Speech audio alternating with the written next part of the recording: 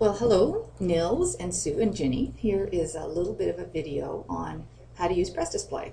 So you get the most out of it because it's a very big application and website, and you can get lost if you don't know what you're doing. So here I'm going to give you a little walkthrough. So you get there by going to www.pressdisplay.com. You end up at this home page here. And the way the home page works is you've got a section here which is the top news stories of the day. If you see a green number here, it means somebody has commented on it. So if you open up the story, you can scroll down and read the story, and you can also see what other people were commenting about it. So that's kind of a social feature of it.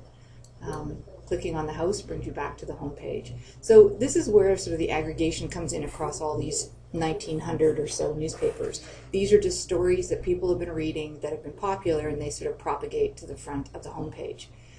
If you're more interested in reading actual newspapers, then what you'd want to do is you'd want to select those newspapers, and that's what you can do up here. So you can select a title of a newspaper by the country, the language it's written in, or alphabetically. Most people usually use the country. And so if you're going to go to Canada, then it opens up a display of all of the newspapers we have in Canada. So here's the Vancouver Sun for today. You click on it, it opens it up. You can see it's a complete digital replica of the Vancouver Sun, and has this table of contents, and you can flip pages by just clicking up here. Again, you can see people have commented on stories. You can see all these numbers in green. If you want to read a story in more detail, there's two ways of doing it. You can click in the middle of the story and it zooms into that area, and then you can kind of drag it around. I don't like reading like that. I'd rather click on the title, and if you click on a title of a story, it brings it up in a separate window, which allows you to do a lot of things with it. So this one has a few cool features with it. This text view is what we call it.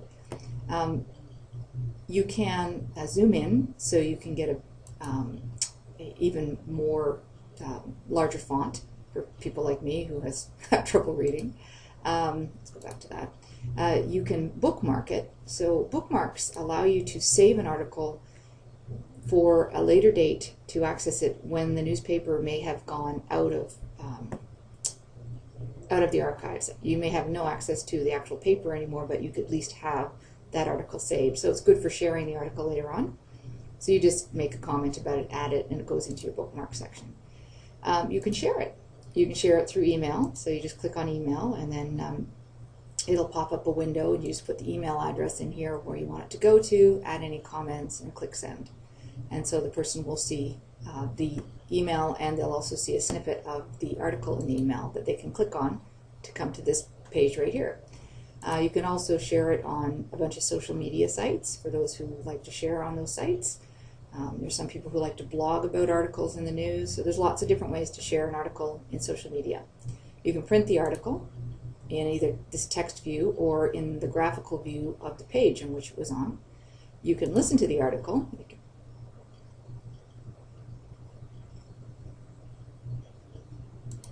So that's good for people who kind of want to turn it on, a newspaper on, let it read. They can let it read to them, and then they can be doing other things.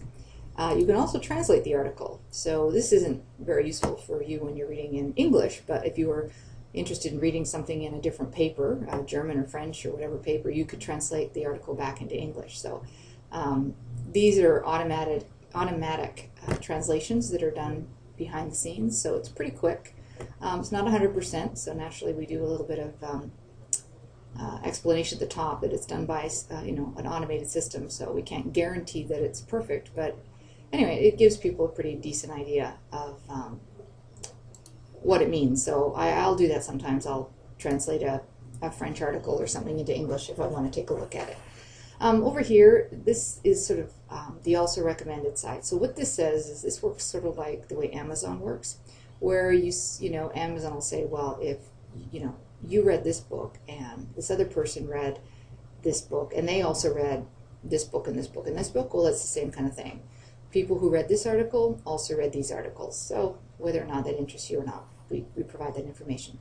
So when you get down to the bottom of the article, if you want to, you can actually type in a comment of your own and have it then be part of this whole system.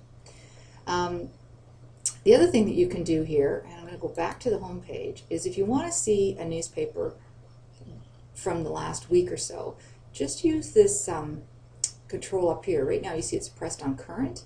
So if you want to see yesterday's papers, you go to the day before, and you can go back to a week like this.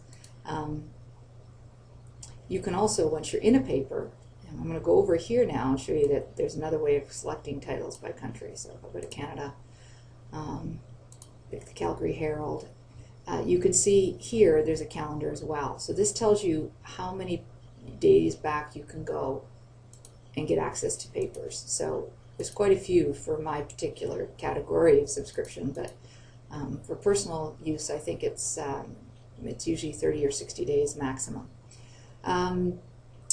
Yeah, so anyway, you can jump to different sections in the paper. There are lots of different ways of browsing and reading newspapers.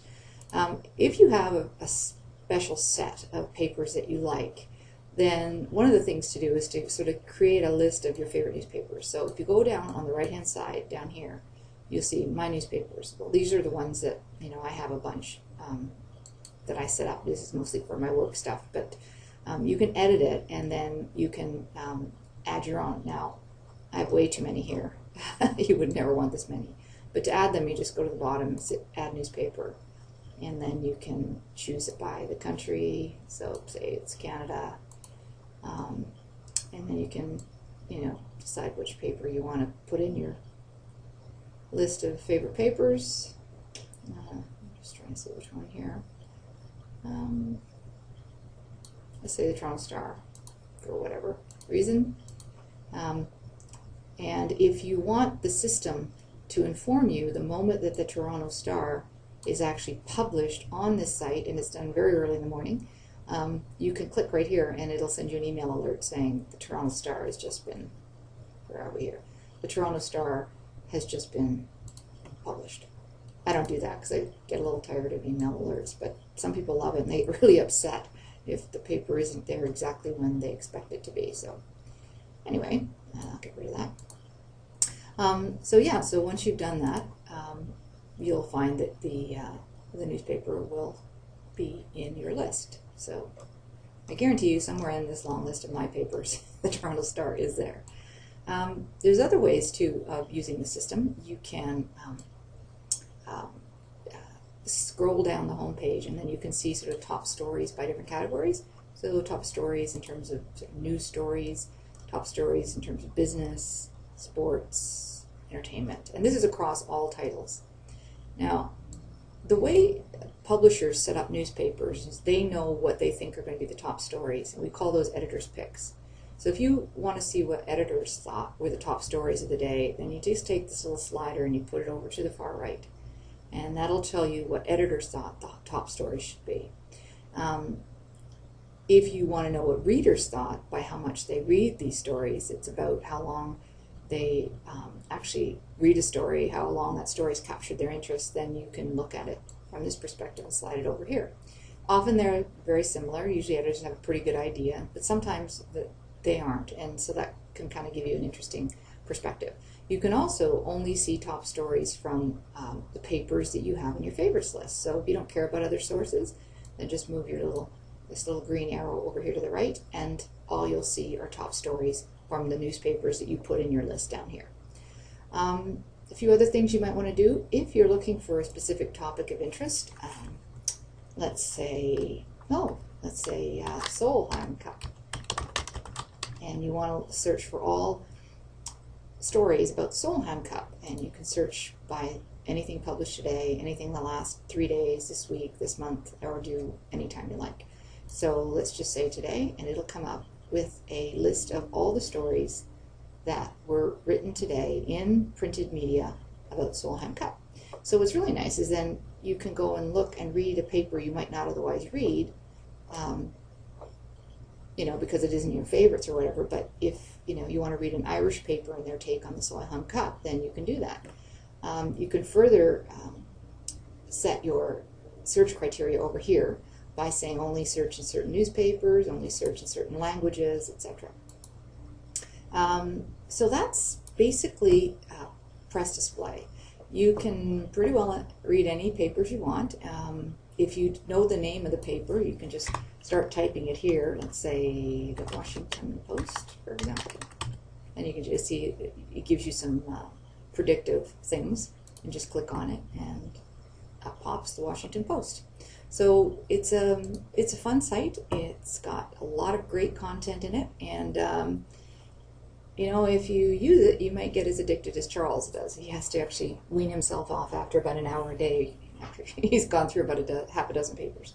Anyway, have fun with it, and I will send you also a video on how to use the application that we have called PressReader, which will allow you to download these papers to your iPhone or iPad or whatever. Or if you wanted to, you could even export it to your e-reader. And we do have a number of e-readers that we support. It isn't as good as a tablet because e-readers are very limited on what you can do with them. You can just basically send text. But anyway, if you have one of these mills, you can try exporting your favorite paper over to it. Okay, so anyway, hope you enjoy it.